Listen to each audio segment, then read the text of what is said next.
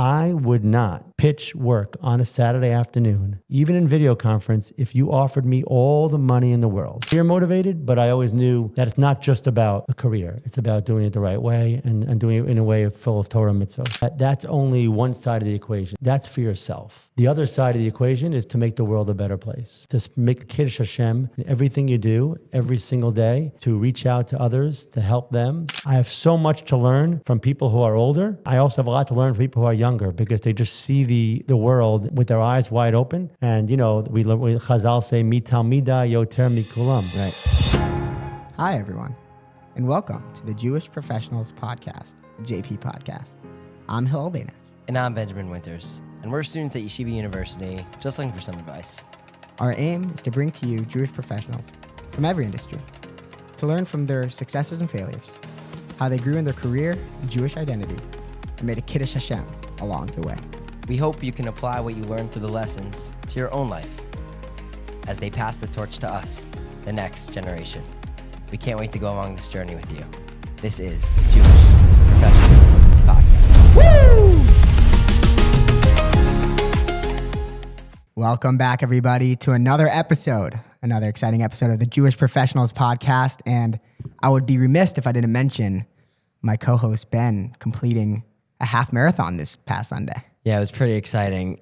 I think it's a pretty sizable accomplishment, but to be honest, I'm not as happy with myself. I was actually supposed to do the full marathon this past Sunday, but for a lack of training, I think, as I realized that the number was 26.2 miles. I was like, we're going to do the half.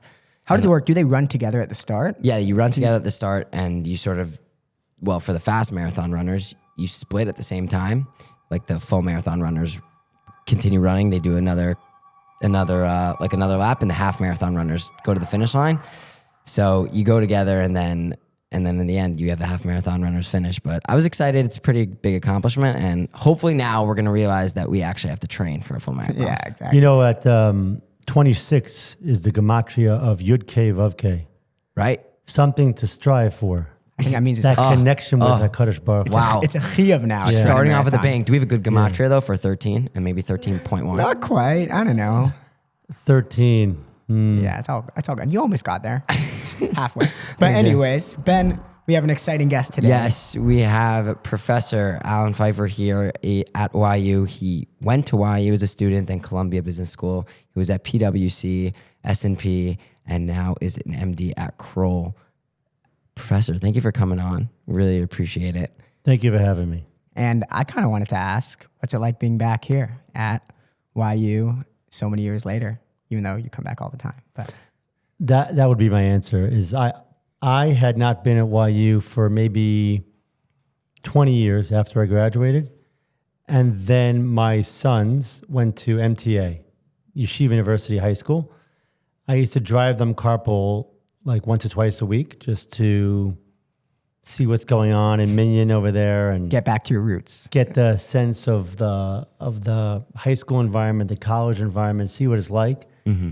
And I would often daven in the morgue lounge. Back then it was 8:10. I don't know what time it is now. It's still 8:10. Okay, so I would daven in the morgue lounge and I would see like 100, 200 guys davening in that Minyan, and it just seemed like such an idealistic, amazing crowd of guys, so naive about the world that's about to hit them. Oh, no. And I was talking to guys, and I was realizing that they're so excited to be at YU, to be learning the chevra and all that, but they weren't really exposed enough to what's about to come from a professional sense. And so I went to the dean at the time, and I was discussing, some ways I can get involved and help hire some of the guys and coach them, mentor them. And he said, "Why don't you join the board?" So I joined the board at Cy Sims, and then a few years later, I was still getting feedback that guys really want professors who have real world experience. Mm-hmm. So I volunteered to teach, and that was 11 years ago. And I've been teaching ever since. So I'm here all the time. Wow. But it's great to be here. I get energized from seeing guys like you who are back from yeshiva, who are committed to the learning and also committed to their careers, just optimistic about the future of the world. And it makes me much more excited about the future of Klal Yisrael, because I know that you guys can carry that torch. And if I can do my little part by teaching my class, by helping some guys get a job, and by giving some advice, then I feel like I'm giving back. It's amazing. So before we get to YU academia, and before we even get to YU as a Talmud/student, could you tell us a little bit about that upbringing and sort of what led you down that path to where you are right now? Sure. So I grew up in Staten Island, New York. My parents, middle class, hardworking individuals who loved Torah and Mitzvot. Somewhat of a modern Orthodox background, but with a Yekish tint to it. My father. What does that mean, Yekish? I honestly never knew that. My father grew up in Washington Heights, and my grandparents from Germany, and so a lot of their family was wiped out in the Holocaust. Although my grandparents left on the last boat from Germany right before Kristallnacht. And they settled here in New York, and the community there is incredibly dedicated to doing mitzvos in a precise way. As a matter of fact, what Yekis are known for is being on time to davening, very specific about doing things honestly and straight. It's because Germans do things a certain way, straight, right? But I think that the exposure to all that happened to German Jewry and European Jewry in the Holocaust made them rededicated to, we're going to show Hitler, we're going to do this the right way. We're going to raise our families to be very careful about Torah and mitzvos. And there's a certain passion, underlying motivation that you can't make that up. Nowadays, we're somewhat removed from that. It's been 80 years, and so I grew up with that, with parents who were very strict about making sure to do things the right way. High school, I went to Rabbi Wein's high school in Muncie, and there I learned to be a little bit more broad about my thinking. Rabbi Wein is a very balanced leader of Klal Yisrael, very much focused on the Torah world, but guiding people to be looking out for others, to whether that means Kiruv, whether that means Eretz Yisrael, whether that means giving shiurim. So he was my role model as a teenager. After that, I went to YU Early Admissions, and I was exposed to another one of my role models, Rabbi Neuberger, who's still here in YU and still my Rebbe back in Teaneck. I go to his shul. That's a full circle. That's pretty cool. I stayed close to him. I stayed close to him for all these years, for 35 years. And then I went to Shalavim for 2 years. My Rebbe there, Rav Yamir, I'm still very, very close with. I'm co-president of Shalavim right now. How does that work? What's your responsibilities as co-president? Just to make sure that everything's going well with the yeshiva, make sure that the financial side is strong, and to be an advocate and to help reach out to alumni and to take care of the staff. A state of the Shalvim address or any type of... That would be crazy. Any type of... Is it both though, men's and women's? Is it all? Yeah. It's one Wow, umbrella? Yeah. One board, one set of officers. Yes, I have responsibility for that. But that, after Shalavim, I came back to YU and graduated, became an actuary, and then went to business school. You guys... summarized it before, but that my background, in short, was I was always career motivated, but I always knew that it's not just about a career; it's about doing it the right way and doing it in a way full of Torah and mitzvos. Where did you get that perspective from? To be, I think really from my family, from my upbringing, and from my role models. Some of them I just mentioned, from Rabbi Wein, Rabbi Neuberger, and Rav Yamir.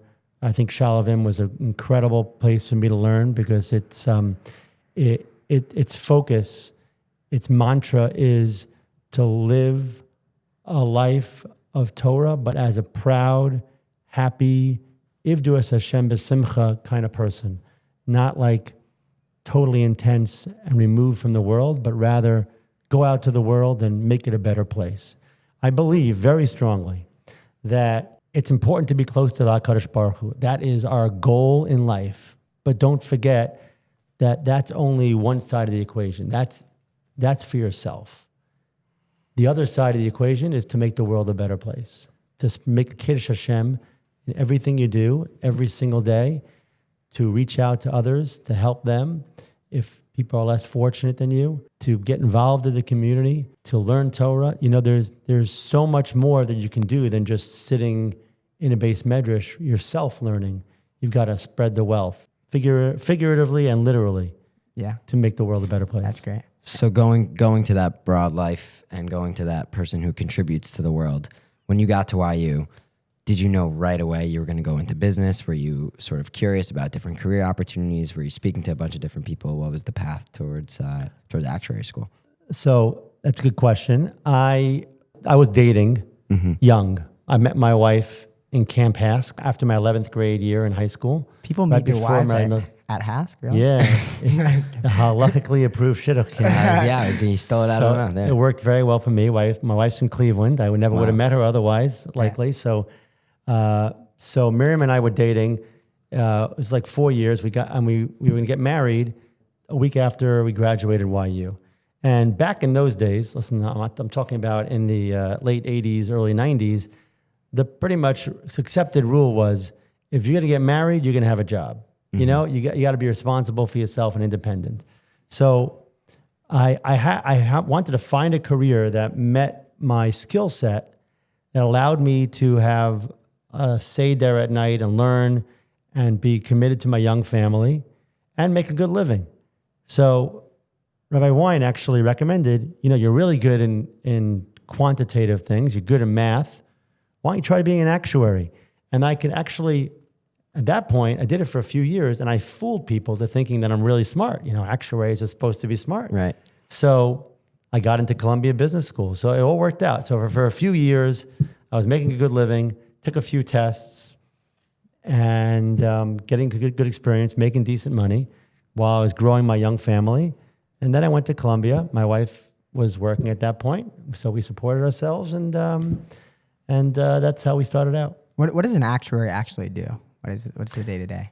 There's two types of actuaries. Broadly speaking, there's a life insurance actuary where they will calculate for insurance companies, life insurance expectancy kind of issues, casualty and risk, like kind of analyzing risk, doing risk analysis so that insurance companies could provide insurance at the right rates. So every insurance company needs an actuary to kind of, and not just one actuary, but a lot of actuaries to analyze what the likelihood quantitatively is of certain things happening. What I did was I worked for a benefit consulting firm called Quasha Lipton. Actually, yesterday, the person who hired me out of YU had passed away, David Benovitz, Rabbi Moshe Benovitz, and Rebbetzin Eli Sheva Kamenetsky's father. His levaya was yesterday. He gave me my first job coming out of YU at Quasha Lipton as an actuary. He's an amazing man, and he gave me a first break. So that's what actuaries do. I was a benefit consultant, which means I helped companies quantify whether their benefit plan, whether their retirement plans were overfunded or underfunded, and how to deal with that properly. Okay, I did that for a few years. It wasn't what I wanted to do, but I went to Columbia and went into finance because I wanted to be more consultative. I wanted to be dealing with people with real world problems and tackle them in a creative way. I found that much more exciting. Right. A lot of people right out of college want the job right away that they know that they love. And to be honest, you said sometimes you just need to see what you are doing and if you like it or not. You didn't panic, it seems like, when you went into your first job because of your circumstances. You knew you had to make some money.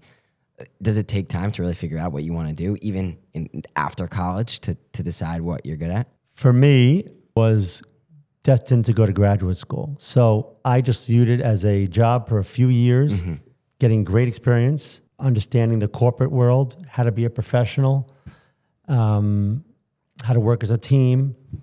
Those are really, really important qualities in a first job, to be in an environment where you could get good skills. And I got that. But my goal was always to go to a great business school. What's your view on business schools today? Now I think in general, I think education is a little bit less focused on. People feel like you can get experience on the job, and business school is not as valuable. Having said that, I found it to be an incredible learning experience at Columbia, just being exposed to people from around the world who are really smart and working on group projects and amazing professors. It got to me where I need to go also career-wise, but I found it to be a tremendous experience. My advice in general to people nowadays is if you want to go to business school, great. It's more valuable when you want to do a career change as opposed to just progress in your career. Right. So for me, it was a career change.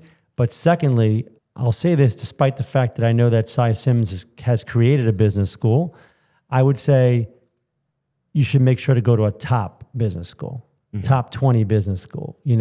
I was, this last week, I taught in Darden. Darden is University of Virginia's right? business school. They're ranked number 10 or 11. You go in that classroom, and it was a big lecture hall with many, many students from around the world. And I was teaching valuation, but I teach it in Darden. I like to teach it from a business ethics perspective. I go in my yarmulke, and I want to make sure that people understand what an Orthodox Jew is and what we represent in the business world. So I do that at Darden every year. I go. These kids are so smart, and they're so worldly, and so if you can be exposed to a top business school, it's just an incredible experience. I feel like that was a shot at our class. I don't know. I actually really like teaching in Cy Sims too, for similar reasons. I just like to meet students from all different backgrounds and again teach them hopefully from my own experience as opposed to just from a textbook. I love, as you know, Hillel, I love the give and take. Like guys, give me their take on their opinion. I want to learn together. Right. I feel like I have so much to learn from people who are older, and I also have a lot to learn from people who are younger because they just see the world with their eyes wide open. And we Chazal say mi talmida yoter mikulam. Right. When you can explain things to others, whether it's in the workplace or in the classroom, you learn much more.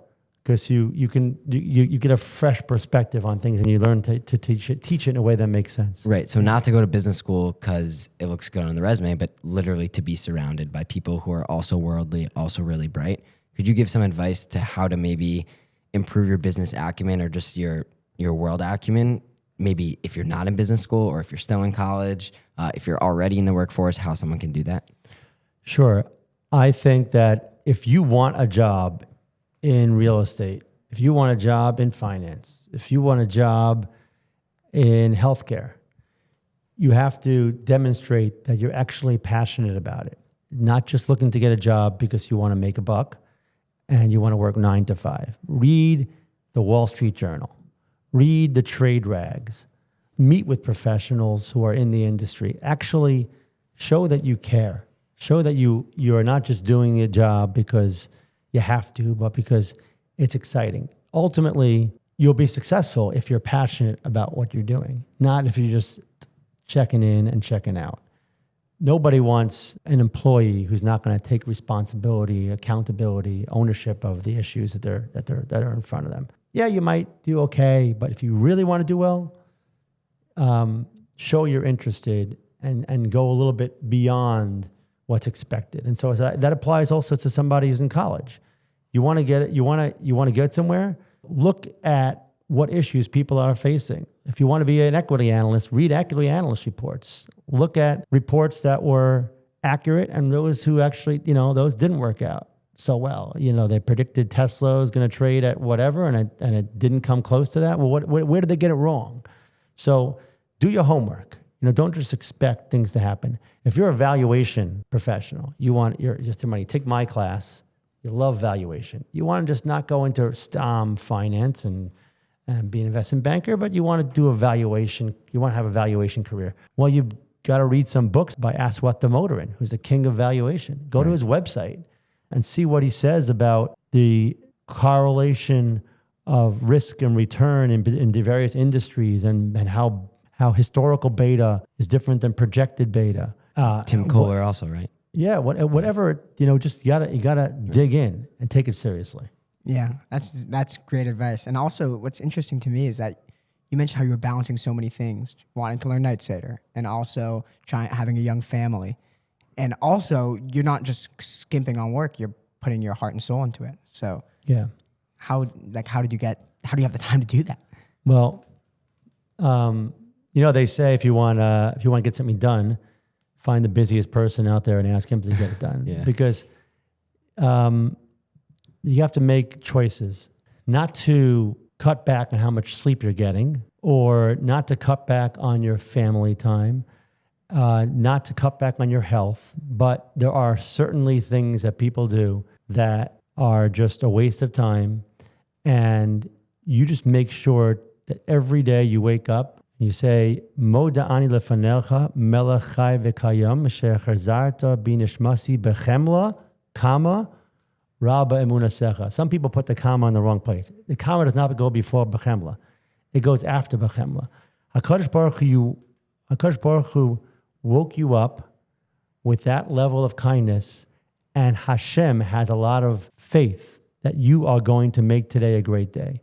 You have to wake up, energized, ready to accomplish. And so you got to figure out a way to balance. The real answer to your question, though, Hillel, that's all nice, pie in the sky advice. But at different points in your life, you got to focus on different things. When you got little kids, you got to work hard, put in the extra hours.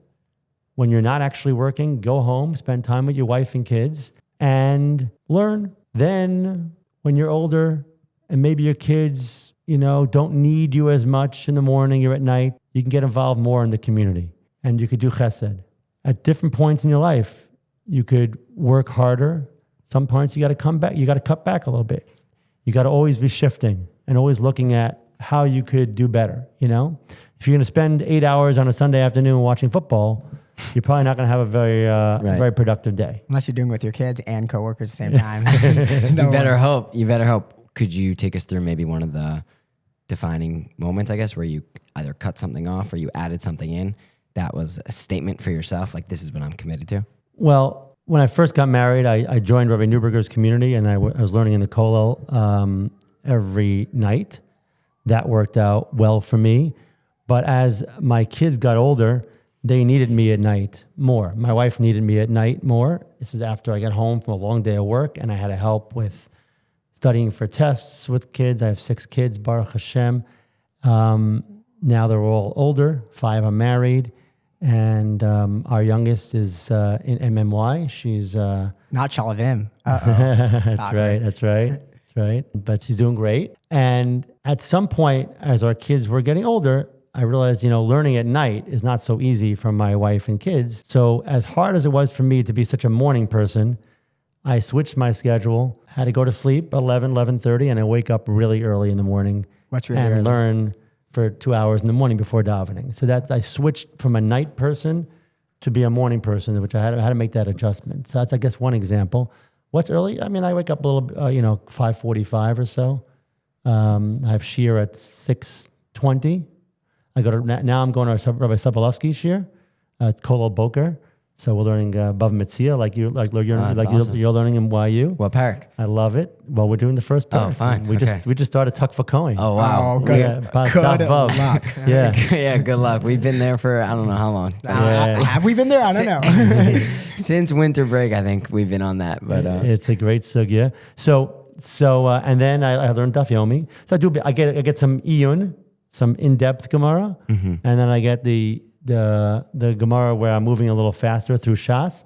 And of course, throughout the day, I try to learn with my kids. With each of my adult kids, I try to learn with them. And I have some other things I like to learn on my own. But the point is that this way I have my nights a little more free. And then as my kids got a little older, try to dedicate more of my time during the day. I have to have more flexibility in my career and more flexibility in my evenings to do more community work. So I'm involved not only at Cy Sims, but involved with Chalavim, as I mentioned. I'm involved with YU Connects, to help the shidduch world, to help guys like you. You know, you guys want to find the right girl, right? Right. So what Ben's got the right girl. Really? So what you're getting at is that, like, it's not just one formula fits all for the whole stage of your life. You have to constantly be rebalancing the sort of like different percentages of the things that are important to you. Yeah. Right. And I think that's true also from a career perspective. In the beginning, get to your desk, work hard, do your analysis correctly, make sure that spreadsheet's accurate, put in the time, be respectful. Okay, you want to speak up in a meeting, great, but be respectful to people that are older than you. Know your place, right? And as you get older, more experienced in your career, you got to bring in business. You got to be a little bit more proactive. You got to be more creative in your thought, a little bit more aggressive, not to step on other people's toes, but like whatever you are in life, always, always, always learning and yearning. Never stop. Yeah. I want to get through also the trajectory of how you ended up at Kroll. So right out of Columbia Business School, you worked at a firm acquired by PwC. Right. What was that experience like, and how did it lead you to Kroll ultimately? I worked at Coopers and Lybrand. Coopers merged with Price Waterhouse in 1998. I was working in a group called the Corporate Value Consulting Group. So we were consultants, but on valuation issues. And I became partner in 2021, and PwC at that point was going through 2000, did I say 2021? I meant 2001. 2001 was a remarkable year for the world from a perspective of September 11th happened that year, and Madoff happened that year, and Lehman happened that year. I'm sorry, not Lehman. Enron happened that year. It's a lot of headlines. WorldCom. There was a lot of stuff going on, a lot of fraud, a lot of people were really, September 11th was a big deal, right? So because of some of those events, because of Enron, Andersen went down. Andersen was one of the big four accounting firms. PwC, sorry, it was big six back then.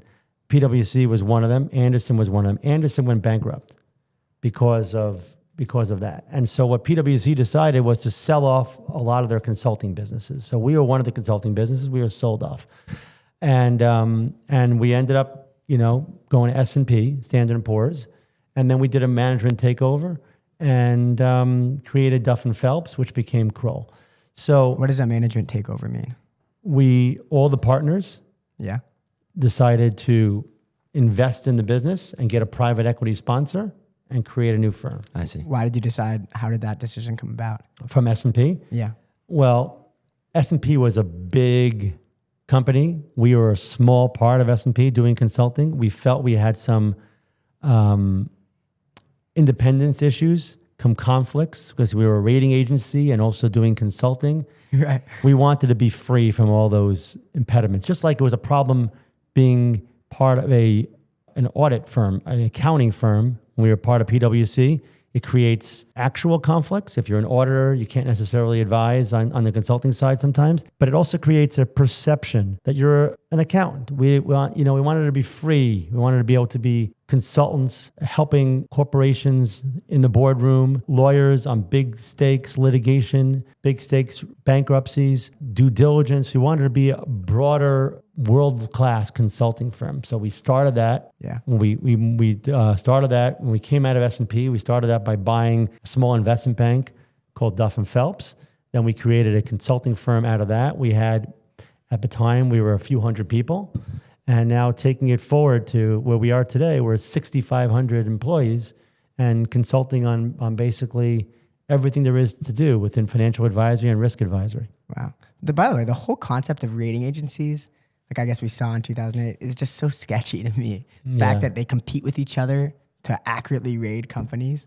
Well, one of the things I learned when I will get to Lehman in a little while, but when I learned in 2008, when I spent a year and a half advising the United States trustee in the bankruptcy court on what went wrong with Lehman, is, Lehman had dozens of regulators there every single day monitoring what was going on. And they had auditors. They had, of course, besides the bond rating agencies and the equity rating, and the SEC was there. Everybody was there.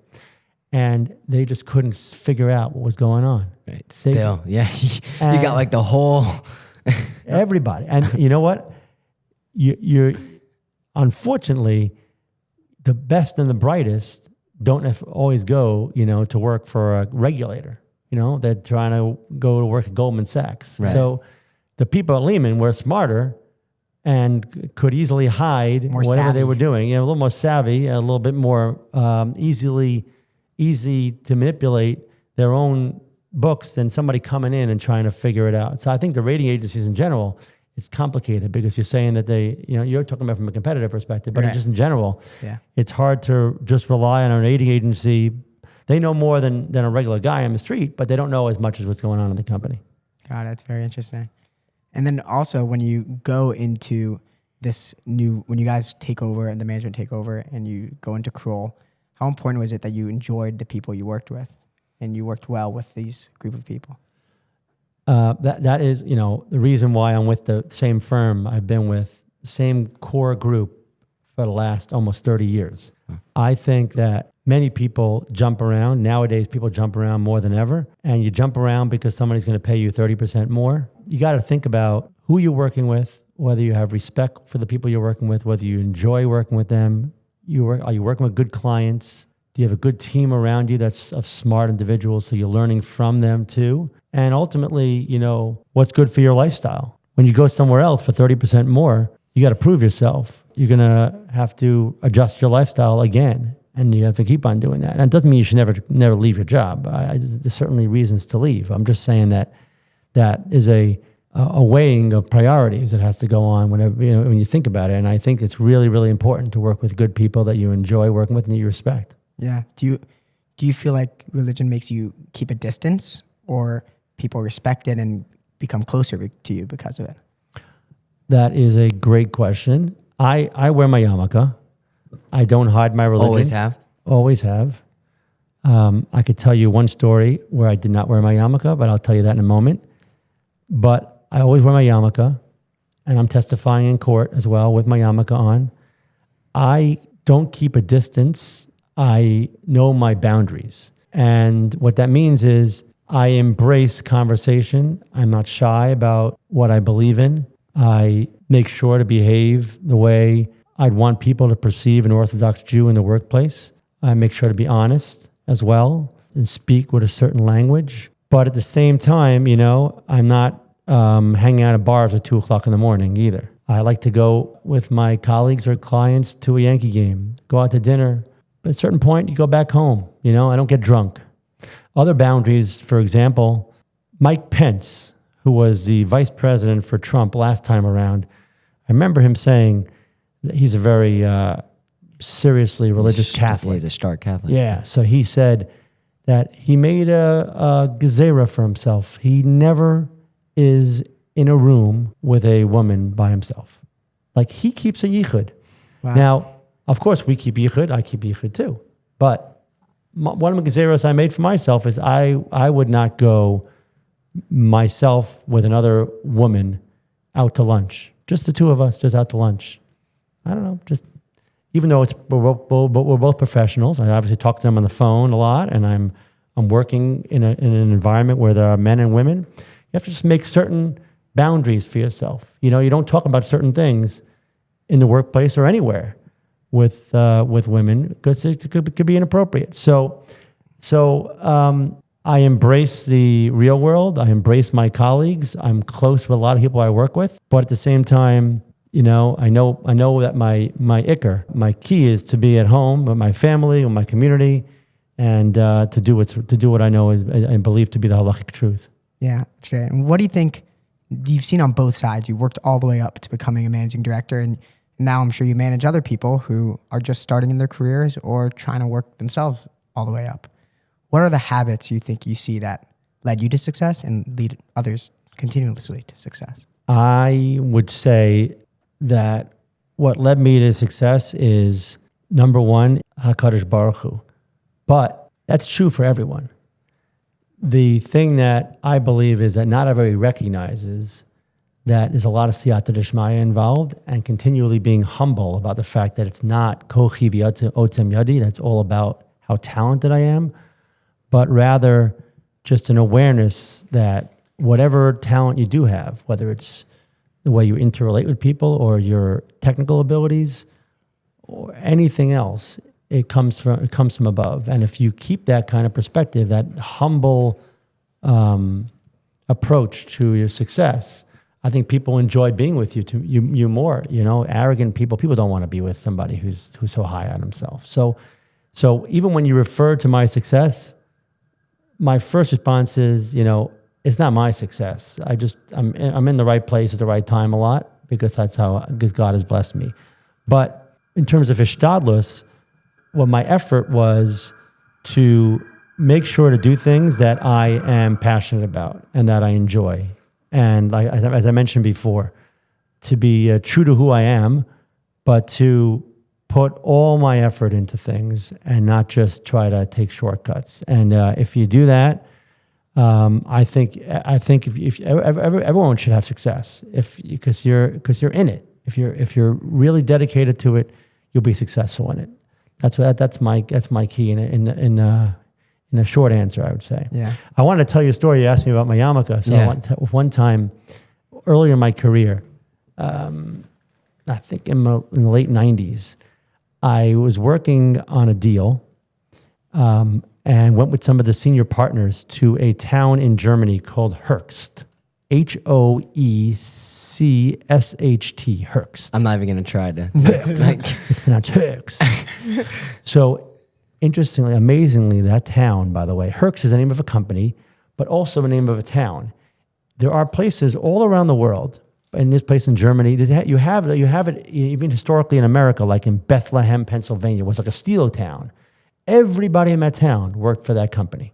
Mm-hmm. In Höchst, Germany, the buses, the schools, the houses, the hospital is all around the company. If you worked for Höchst, you dedicated your life to Höchst. Yeah, they're doing it right now for SpaceX, I think I saw. Yeah. They're building a town for SpaceX. That's how it works. Okay. So this is what it was. This is going back more than 25 years. I'm in Germany and I'm like, I learned that if you are not sure whether wearing your yarmulke is going to be detrimental to your business, your client, your career, you take it off. So I'm in Germany. I just wasn't feeling so comfortable. So I took off my yarmulke with my colleagues who knew I was from, and I'm walking around the village, and we're getting a tour. And the guy I'm with says, these buildings are part of Höchst, and Höchst has been here for over 100 years. And I said, well, these buildings don't look like they're 100 years old. And he looks at me, he goes, yeah, but that's because we got bombed. All these buildings got destroyed because we were creating gas for the gas chambers in World War II. And I'm like, oh. Good thing I took the yarmulke off. So I was like, is that a good thing I was doing? Or maybe he wouldn't have said that. Or maybe he would have been a little bit more sensitive to the way he said it if I was wearing my yarmulke. But I was like, that's the reality, And I'd rather people know who I am. Honestly, I probably regret keeping my yarmulke off for that one time. It's probably, halakhically the right thing to do. But I won't forget that for a long time. Right. I was going to say, most people, when they talk about having the experience, having to explain their Judaism to someone or just interacting with someone in the workforce, it's not at that level. Yeah. It's not like the thing is, when you wear your kippah, people, like you said, people will never say something like that because they'll be more cautious. Right. Yeah. I just heard a story from a YU kid, actually. This is a great story. He told me, he was asking me, do I wear kippah? Do I wear kippah? And I told him, listen, I always thought for the interviews that I had, I would wear kippah, and that's just who I am. And you have to decide who you are. He said, I'm not going to wear it. He went on a coffee chat with some guy, and he's talking. He said, there's no way this guy is Jewish, but he came out with a kippah on. He didn't even realize that this guy was a religious Jew. And they were talking, and it came up, whatever. And the guy said, and he's like, and somehow came up about a referral. And he said, I would have given you a referral right now if you were wearing a kippah, but you didn't. Really? Word for word. They respect that. I guess that the aspect of they respect authenticity. And also I think nowadays the tri-state area especially is, in most of the business world they've interacted with from Jews, but I think Yeah. it speaks to the point of wearing it on your sleeve and being proud of it. I'm doing more and more work now with Israel and with Israelis. And I've been doing deals with Israelis and with and Israeli companies for a long time. And there, it's interesting. It has also an effect. Like you're dealing with people who have different backgrounds. There are people who live in Tel Aviv, in that area, and have never been, maybe that once or twice in their life, they've been to Jerusalem. Yeah. And they appreciate working with all different types, and I appreciate working with them, but they're obviously nothing to hide, but even here in the States, like it just opens up a whole world of conversation. People are uncomfortable doing certain things when you're wearing a kippah. Listen, I have no problem with people not wearing a kippah. I understand it. I have a lot of friends who don't wear kippahs, and that's perfectly fine. I'm just saying for me, that's the way, it works well for me. Okay, wait, I have to ask this one question because you said you've been working with Israelis. When people come to you for advice and they're thinking about making Aliyah and they're nervous about making it professionally in Israel, I know you said you've just recently worked with them, but what do you know about it, and sort of how could you guide someone down that path of wanting to make it professionally in Israel as well? I think it's hard to make the same money you would make in the States, but I think you got to, as I said before, about being passionate about whatever you do. If you have a dream and you want to live in Israel and that's a priority for you, then go ahead and do it, and you'll make enough money, you'll be fine. You might not be rich. Israel in general is a little bit less career focused. It's more of a job than it is a career. People don't stay necessarily in the same company for a while and building their pension. And, it's more of, what do I need to support my family? A lot of people do very, very well in Israel.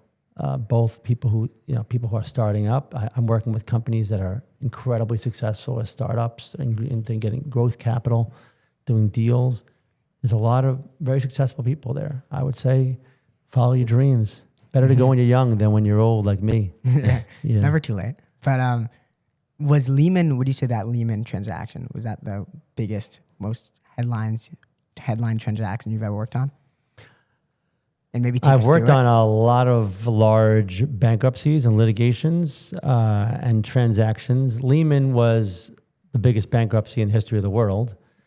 We had over 150 people within that working for me, advising on that for about a year and a half straight. How did you start on it? Like, how did you get the position? I don't know if I didn't tell you the story, Hill, right? In that class, let me tell you.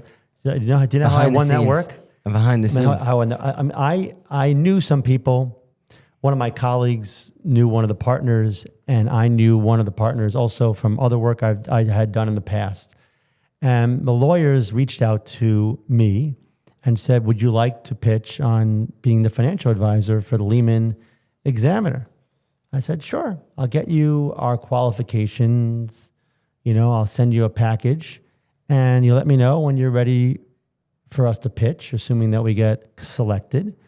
So I did. I pulled together our firm's best people, put it in a book, sent it off in an email, and that was a Thursday morning. I left to Israel for my friend's son's bar mitzvah, that Shabbos in Israel. Landed on Friday morning in Israel, okay? I checked my voicemail. I got a message from these lawyers saying the following. The examiner, the U.S. trustee, needs to decide on who the financial advisor is before Sunday. This is quick. This is Lehman. This is we need to have somebody in place now. The way you can win this work is I need you to be in Chicago. If you can't be in Chicago on Saturday afternoon, I need you to be on a video conference on Saturday afternoon pitching this work. Oh, now you can. You're in Israel. I had just landed in Israel. That's siyata d'shmaya. I said to him, I'll tell you the truth. The guy's name was Tony Valukas, okay, from Chicago. He was the examiner. I said, I would not pitch work on a Saturday afternoon, even in video conference, if you offered me all the money in the world. But I just happened to have landed in Israel. So for me, it'll be 10 o'clock at night in Israel after Shabbos, and I will be on that phone to pitch that work. It's the Wow. only work I ever won on a Saturday.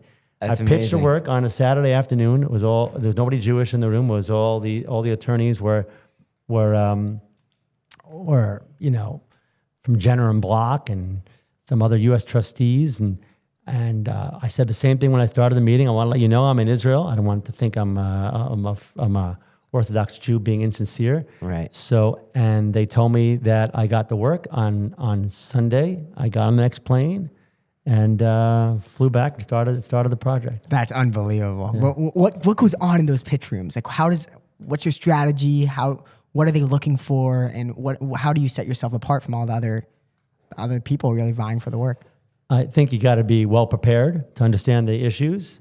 I think you have to express the confidence that you have seen these issues before. You can handle it. You can handle it under stress. You've got credentials and you have a deep team, a deep bench. It's not just about me, you know? I think the same thing is true when you're playing for the YU Max. You know, it can't be about one guy. It's got to, even the best guy on the team's got to pass it, right? Not on our team. So that's how I approach a big pitch. You know, I try to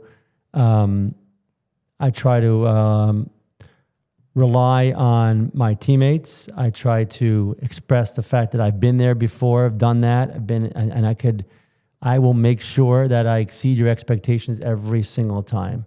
You know, so I haven't won every pitch I've done, but again, with God's help, I've won enough of them. Thank God. That's an amazing story. I'm still not over that. The fact that you can walk into that room and say, I would never be on this. You could offer me every single dollar that even that exists and I would not be in this call right now. And they probably respected that as well. And most people cannot relate to that. They think, you know, there's rules, but like, right. There's always a price. There's always a price. Right. So, but Wow. That's an amazing story. That's pretty cool. And by the way, if you ever have a call that you really need to be on a Shabbos, you can just fly to Israel and then do it. It's a smart move. but I didn't even know. Right, exactly. Exactly. But something I wanted to know, I had the pleasure of witnessing a Kroll call and seeing how you attacked the situation. Where's Kroll going from here? Is it trying to grow? Are there different trends that it's looking into? We have grown globally so that we're now 30% international. We want to be more international. We have private equity ownership for the last 5 years. I think our private equity owners would like to see us grow, and you know, I think we'd move on to new investors at that point.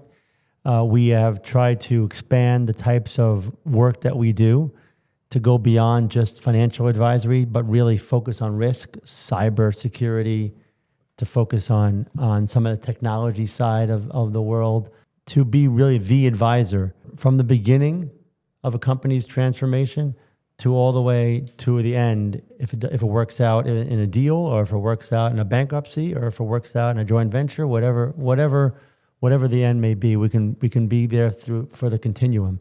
And I think that one of the things that Kroll is trying to do internally that I focus on a lot is we have many different groups who do different things. We've got guys who do fairness opinions. We've got guys who do portfolio valuation, which means they value investments for all the private equity and hedge funds around the world. We've got people who do valuations for mergers and acquisitions. We have investment banking group. We have due diligence. We have litigation. We have compliance.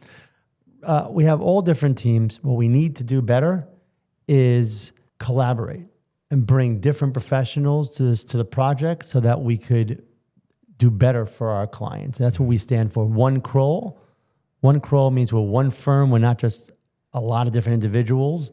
We're better as a team. 1 + 1 is 3, as you know, in terms of synergy. So we have to create more synergy as a firm. That's what our goal is right now, and get to the next level that way. That's amazing. Okay, we have one question we ask every single guest before we end the podcast. And in your field, which is valuations, we ask, what is one skill, experience, or thing you've learned from the valuations world that you think applies across all industries, doctors, lawyers, even back to actuaries, consultants in general? What's one skill that you learned from the valuations world that you think applies to everyone else? I think that valuation is an art. more of an art than a science. It's not exact. You can't say these cash flows should have a 12.2 discount rate. It's a range. Some people might see it as 11. Some people might see it as 12. Some people as 13. And the same thing with growth assumptions. We are not so, we're not prophets. We can't predict the future. We don't know exactly how the company is going to grow. We don't know what the competition is going to be like, what the world's going to be like, what the costs of raw materials are going to be.